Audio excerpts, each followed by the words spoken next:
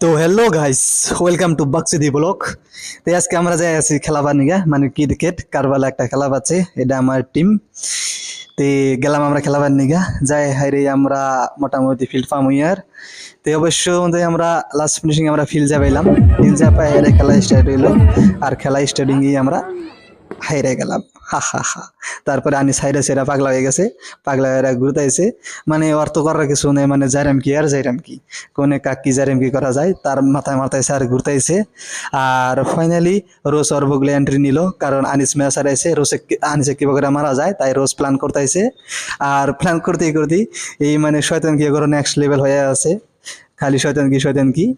তো এই ঘোরাঘুরি এখন সারাদিন তো করবার নাকি আর কিছু নাই, রয়ে আছে আর যাইরাম কি করে আছে। এটাই লাঙ্গর টিমের বাকসুদি প্লেয়ার আনিস, মানে ওর কোনো নাই, ওর অনলি শয়তান কি আর শয়তান কি।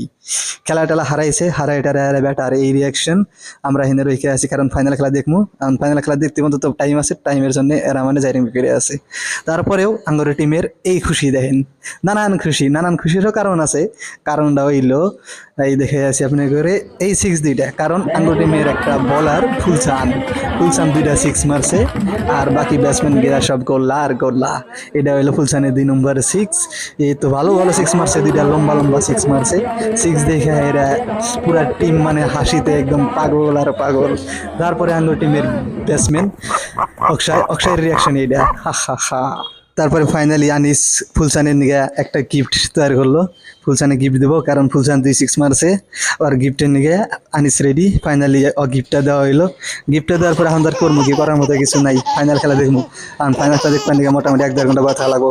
তার জন্য আনিসের শয়তান কি ফের আরম্ভ, নেক্সট লেভেল করতে করতে পোলাহানের এই খুশিরও কারণ আছে। কারণ হইলো এবার করে আমি যে 2 দেখেছি, 2 দেখে না, কারণ হলো আমরা 2বার হারছি, তারপরেও পার্টি করতেছি। পার্টি করার জন্য পোলাহান গেলে খুশি খুশি আর খুশি। এই আঙ্গুরের চিকেন রেডি। তারপরে আমরা পার্টি করে আসি এই আসাদুলের ঘরে। তারপরে এখানে রাশিদুল চিন্তা করে আছে কখন হবো বয়।